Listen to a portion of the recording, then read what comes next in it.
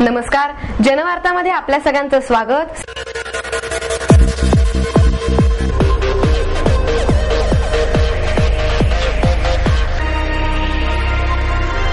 आधुनिक तंत्रज्ञानात भारताने भरारी घेतली असून भविष्यात भारत हलकी लढाऊ विमाने निर्यात करू शकेल, ज्येष्ठ शास्त्रज्ञ डॉक्टर कोटा हरिनारायण यांचे मत। भावे स्कूलच्या विद्यार्थ्यांकडून वेताळ टेकडीवर वृक्षारोपण। श्री मुकुंद भवन ट्रस्ट बांधकाम व्यावसायिक आणि राजकीय पुढारी यांनी 3982 एकर जमीन घोटाळा केला आहे, रवींद्र बराटे यांचा आरोप। आधुनिक तंत्रज्ञानात भारताने भरारी घेतली असून भविष्यात भारत हलकी लढाऊ विमाने निर्यात करू शकेल, असे मत ज्येष्ठ शास्त्रज्ञ डॉक्टर कोटा हरिनारायण यांनी व्यक्त केले। लोकमान्य टिळक स्मारक ट्रस्टच्या वतीने यावर्षीचे लोकमान्य टिळक सन्मान पारितोषिक डॉक्टर हरिनारायण यांना ट्रस्टचे अध्यक्ष डॉक्टर दीपक टिळक यांच्या हस्ते प्रदान करण्यात आले। यावेळी ट्रस्टचे विश्वस्त केंद्रीय मंत्री सुशीलकुमार शिंदे, विष्णुपंत मेहेंदळे, उपमहापौर प्रसन्न जगताप, रोहित टिळक, प्रणिती टिळक, गीताली टिळक मोने उपस्थित होते। सुवर्ण पदक, स्मृती चिन्ह, सन्मान पत्र आणि 1 लाख रुपये रोख असे पुरस्काराचे स्वरूप होते। लढाऊ हलक्या विमानांचा महत्वाकांक्षी प्रकल्प यशस्वीरित्या पूर्ण करून देशाची संरक्षण सज्जता आणखी बळकट करण्यात डॉक्टर हरिनारायण यांचे योगदान महत्वाचे आहे। सत्काराला उत्तर देताना डॉक्टर हरिनारायण म्हणाले, देशाला राजकीय स्वातंत्र्य मिळाल्यानंतर तंत्रज्ञानात स्वातंत्र्य प्राप्तीच्या दृष्टीने प्रयत्न सुरू झाले। आधुनिक बलाढ्य भारत हे लोकमान्य टिळकांचे स्वप्न होते, त्यामुळे त्यांच्या नावे मिळालेला पुरस्कार मोलाचा आहे।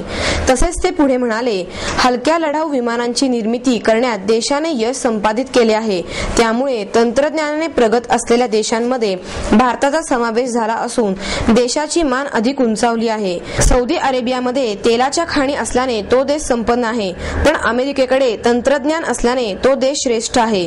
देशाच्या विकासासाठी राजकीय, आर्थिक आणि तांत्रिक स्वरूपाची योग्य रीतीने सांगड घातली गेली पाहिजे, अशी अपेक्षा त्यांनी यावेळी व्यक्त केली। यावेळी शिंदे यांनी देशाच्या प्रगतीचा आढावा घेतला। डॉक्टर टिळक यांनी प्रास्ताविक केले। ॲडव्होकेट सुनीता बन्सल यांच्या ब्लॅक कोट पुस्तकाचे तसेच डॉक्टर दीपक टिळक यांच्या maker of modern India Lokmanya Tilak या पुस्तकाच्या जपानी भाषेतील अनुवादाचे प्रकाशन शिंदे यांच्या हस्ते करण्यात आले। भावे स्कूलच्या विद्यार्थ्यांकडून वेताळ टेकडीवर वृक्षारोपण करण्यात आले। यावेळी गोखलेनगरचे नगरसेवक advocate Nilesh Nikam, Nehru stadium block Congress कमिटीचे उपाध्यक्ष आदित्य दळवी, मुख्याध्यापक प्राध्यापक के.एन. अर्नाळे, संघ सचिव संजय जाधव, शाळेचे माजी विद्यार्थी आतिश देशमाने, राजेश घाडे, आयुष गांजवे, ऋषिकेश काळे, योगेश जाधव आदी मान्यवर उपस्थित होते। पर्यावरण संवर्धनासाठी गोखलेनगर येथील वेताळ टेकडीवर शेकडो झाडे लावून भावे स्कूलच्या विद्यार्थ्यांनी अनोख्या पद्धतीने सामाजिक बांधिलकी जपली। प्रत्येक झाड दत्तक घेऊन त्याचे संवर्धन करू असा संकल्प विद्यार्थ्यांनी यावेळी केला।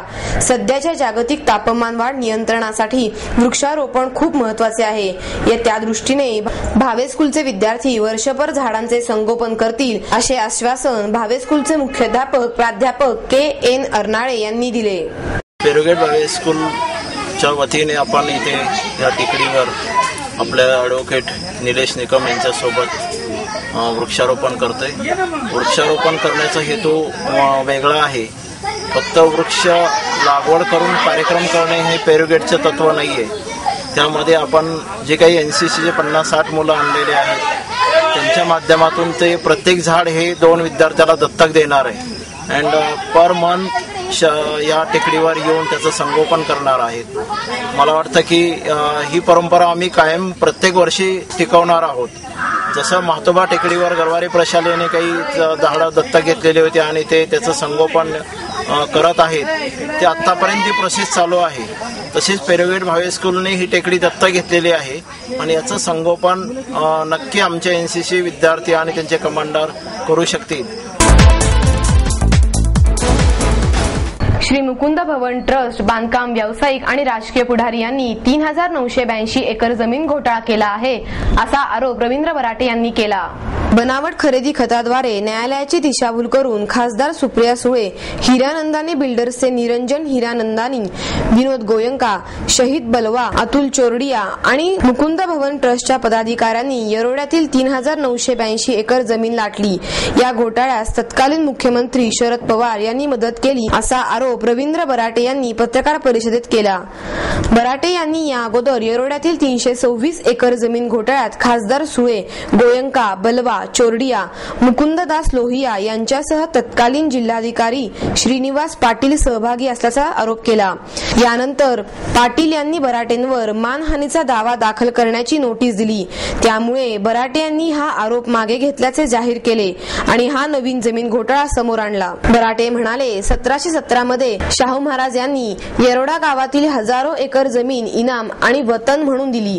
त्या अंतर्गत जाधवगीर, गणेशगीर, गोसावी यांना 3982 एकर जमीन देण्यात आली. यानंतर काळाच्या ओघात या जमिनीची बनावट कागदपत्रे तयार केली आणि ती जमीन लाटली. या संदर्भात 1953 ला पहिली याचिका न्यायालयात दाखल झाली, पण लोहिया आणि इतरांनी न्यायालयाबाहेरच तोडजोड केली. पुढील काळात शासकीय अधिकाऱ्यांना हाताशी धरत या सर्वांनी पूर्ण जमीन आपल्या नावावर केली आहे. काही अधिकाऱ्यांनी त्यास विरोध केला आणि ही बाब 1988 मध्ये तत्कालीन मुख्यमंत्री शरद पवार यांच्या निदर्शनास आणून दिली, पण त्यावर पवार यांनी कोणतीही कारवाई केली नाही.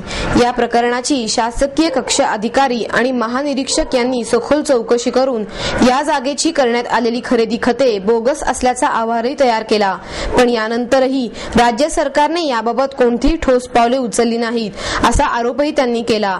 या प्रकरणाची सीबीआय चौकशी करण्यात यावी अशी मागणी करत बराटे म्हणाले, या घोटाळ्याची सर्व कागदपत्रे माहिती अधिकारांतर्गत मला मिळालेली आहेत. या सर्वांनी सर्वोच्च न्यायालयाची दिशाभूल केली आहे, हे कागदपत्रांमधून सिद्ध होते. जमिनी मिळाल्यानंतर जेव्हा चौकशी केली जाती तेव्हा धर्मादाय आयुक्त सांगतात की ही बोगस संस्था आहे, ही कुठेही आमच्याकडे नोंद नाहीये, तर याची चौकशी करावी आणि योग्य ते सरळ जनतेसमोर यायला पाहिजे. आणि मी पूर्वी जो आरोप केला होता, जो मी पत्रक देऊन आपल्याला सांगितलं होतं की मी मागं घेत आहे, तर तो मागं घेत आहे म्हणजे चुकीचा असल्यामुळे तो मागे घेत आहे. परंतु नवीन आरोप माझा असा आहे की सदर जमिनीचा घोटाळा 326 एकर जमीन पुरतं नसून 3992 एकर जमिनीचा आहे. 0 एकरचे 3992 एकर जमीन घोटाळा केलेला आहे. आळंदीतील गरुड स्तंभांच्या भोवतीचे खांब पाडण्याचा दिलीप बंड यांचा आदेश वारकऱ्यांच्या सद्भावनेला धक्का पोहोचवणारा आहे, असे मत प्राध्यापक विश्वनाथ कराड यांनी व्यक्त केले. वास्तविक या गरुड स्तंभाची उभारणी जेव्हा झाली तेव्हा महाराष्ट्र शासनाने विठ्ठल भक्ताच्या भावनेचा आदर करण्यासाठी विशेष बाब म्हणून त्याला परवानगी दिली. यावेळी राज्याचे प्रशासकीय अधिकारीही उपस्थित होते, अशी माहिती श्री क्षेत्र आळंदी देहू परिसर विकास समितीचे कार्याध्यक्ष प्राध्यापक डॉक्टर विश्वनाथ कराड यांनी पत्रकार परिषदेत दिली. आळंदी येथे उभारण्यात आलेला गरुडस्तंभ 145 फूट उंचीचा आहे. अशा या उंच गरुडस्तंभाला आधार देण्यासाठी त्याच्या पायाशी 4 छोटे खांब उभे केले आहेत. असे हे 4 छोटे खांब पाडणे म्हणजे गरुडस्तंभालाच धोका निर्माण करणे आहे. निष्ठेचं प्रतीक म्हणून गरुडस्तंभ उभा केला जातो.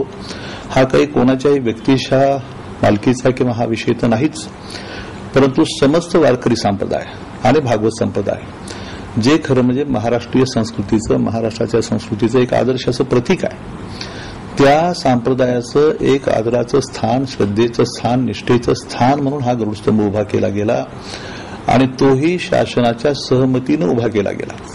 त्याच्यानंतर मी आता आपल्याकडे काही कागदपत्र देऊ इच्छितो. एवढ्या करता आताची परिषद आहे.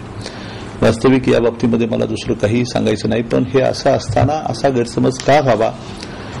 शासनाच्या माध्यमातून खरं म्हणजे सामाजिक, शैक्षणिक व सांस्कृतिक क्षेत्रामध्ये एवढं सुंदर कार्य तीर्थक्षेत्र विकासाचं चालू असताना एकीकडे तीर्थक्षेत्र विकासाच्यासाठी 400-200 कोटीच्या योजना सादर होत असताना श्री क्षेत्र आळंदी देहू परिसर विकास समिती आणि विश्व शांती केंद्र यांच्या माध्यमातून गेली 15 ते 20 वर्ष दिवस वास्तविक आळंदीमध्ये निवृत्ती ज्ञानदेव, सोपानदेव, मुक्ताबाई, जगद्गुरू तुकाराम महाराज, नामदेव महाराज, नाथ महाराज, जनाबाई यांच्या नावाने घाट उभे करणं, तसंच देहूमध्ये अशाच प्रकारचे जगद्गुरू तुकाराम महाराजांच्या नावाचे घाट उभे करणं, हे सर्व कार्य गेली 15-20 वर्ष चालू आहे. या कार्याचाच भाग म्हणून खरं म्हणजे 12-15 वर्षापूर्वी या ठिकाणी अशा प्रकारचं एक सांप्रदायिक सद्भावनेचं प्रतीक, विश्वशांतीचा संदेश देण्यासाठी सर्व जगाला हा गरुड स्तंभ उभा करण्याची संकल्पना समोर आली आणि अक्षय तृतीयेला 2 वर्षापूर्वी महाराष्ट्रातील अत्यंत थोर प्रसिद्ध असे शास्त्रज्ञ doctor Vijay Bhatkar, computer scientist शास्त्रज्ञ, परमपूज्य साखरे महाराज आणि आळंदीचे नगराध्यक्ष माननीय नानासाहेब गरुड या सर्वांच्या समस्त वारकऱ्यांच्या हस्ते याचा पायाभरणी समारंभ करण्यात आला आणि तेव्हापासून हे कार्य चालू आहे. मी फक्त आपल्या समोर ह्या गोष्टीच्या याच्यासाठी काही ही जी पत्र आहेत प्रत्यक्ष ती आपल्याकडे सादर करणार आहे. याच्याबद्दल खरं पाहिलं तर अतिशय सविस्तरपणे याचा उल्लेख केला गेला की या गरुड स्तंभाची उंची 145 फूट उंचीचा आहे. त्यातला पहिला 41 फूट उंचीचा गरुड स्तंभ आहे तो कॉन्क्रीटचा स्तंभ आहे आणि त्याचा डायमीटर साधारणपणे 5 फूट बेसला आहे. त्याला सपोर्टिंग स्ट्रक्चर, कारण का 145 फूट उंचीचा गरुड स्तंभ जेव्हा उभा केला जातो त्यातला वरचा 27 फूट उंचीचा गरुड स्तंभ हा सुवर्णजडित केलेला आहे आणि वरच्या टोकाला 7 फूट उंचीची ज्ञानज्योती आहे. हा ज्ञानप्रकाश ज्ञानेश्वरांच्या माध्यमातून, जगद्गुरु तुकाराम महाराजांच्या माध्यमातून जगाला जो ज्ञानाचा प्रकाश दिला जाणार आहे त्याचं प्रतीक म्हणून तो उभा केला गेला. आणि हा एवढा उंचीचा स्तंभ आमच्या इंजिनिअरिंगच्या क्षेत्रामध्ये ह्याला लॉंग कॉलम असं म्हणतात. जेव्हा अशा प्रकारचं एखादं स्ट्रक्चर उभं केलं जातं तर त्याला सपोर्टिंग स्ट्रक्चर असावं लागतं आणि ते सपोर्टिंग स्ट्रक्चर आज नव्हे तर 12 ते 15 वर्षापूर्वी त्या ठिकाणी खाली बेसला 6 खांब आणि त्याच्यावर 4 खांबाचं स्ट्रक्चर 10-12 वर्षापूर्वी सुरू केलं गेलं आणि ते पूर्ण करण्याकरता या गरुड स्तंभाला एवढ्या उंचीच्या 145 फूट उंचीच्या गरुड स्तंभाला सपोर्टिंग स्ट्रक्चर म्हणून 4 खांब त्याला जोडणं गरजेचं होतं. हे 4 खांब आज नाही उभे केले. 4 खांब उभं करण्याचं कार्य खूप पूर्वी सुरू झालं पण समस्त वारकरी संप्रदायाकडून आणि बाकीच्या संस्थांच्याकडून निधी उभा करण्याकरता वेळ लागला. त्याच्याकरता हे कार्य गेल्या 2 वर्षापूर्वी सुरू झालं आणि अतिशय निष्ठेने, श्रद्धेने वारकरी संप्रदायाच्या आणि भागवत संप्रदायाच्या सहकार्यामधून हा गरुड स्तंभ उभा करण्याचं एक ऐतिहासिक स्वरूपाचं कार्य इथं उभं राहिलं आणि त्या कार्याचा भाग म्हणून हे असताना आणि वास्तविक मी आपल्याकडे मुद्दाम हे कागदपत्र देईन, आपण जरूर वाचावेत. याच्यात पहिल्याच पत्रामध्ये खरं म्हणजे हे सुर्वे जे इंजिनियर आहेत आता सध्या, मी नाव घेऊन मुद्दाम आता सांगतो की हे स्वतः या ठिकाणी हे माननीय अजितदादा पवार साहेबांच्या सहीचं पत्र आहे आणि या ठिकाणी साहेबांनी असं लिहिलंय, अजितदादा पवार साहेबांनी, विशेष बाब म्हणून परिसरातील नागरिकांच्या सुरक्षेचा पूर्ण विचार करून वारकरी संप्रदाय संबंधित कार्य असल्याने मंजुरी देण्यात यावी. अजितदादा पवार. वास्तविक त्यांनी ह्या वारकरी संप्रदायाच्या, भागवत संप्रदायाच्या भावना, श्रद्धा लक्षात घेता या आळंदी आणि देहू मधल्या घाटाच्या कामाचा भाग म्हणूनच हे कार्य असल्यामुळं याला संपूर्ण बाकी सुरक्षितता, याचा अर्थ एवढा मोठा उंच खांब असेल तर तो पडण्याची भीती असू शकते. विंड प्रेशर्स असतील, अर्थक्वेक असेल किंवा अशा माध्यमातून हे घडू शकतं. या सर्व गोष्टींचा विचार करून, सुरक्षिततेचा विचार करून ह्याला मान्यता द्यावी असं पवार साहेबांचं तेव्हाचं ते मत आहे. आणि हे या मिटिंगला महत्वाचा मुद्दा असा आहे की सुर्वे जे चीफ इंजिनियर आहेत ते स्वतः जातीने हजर होते.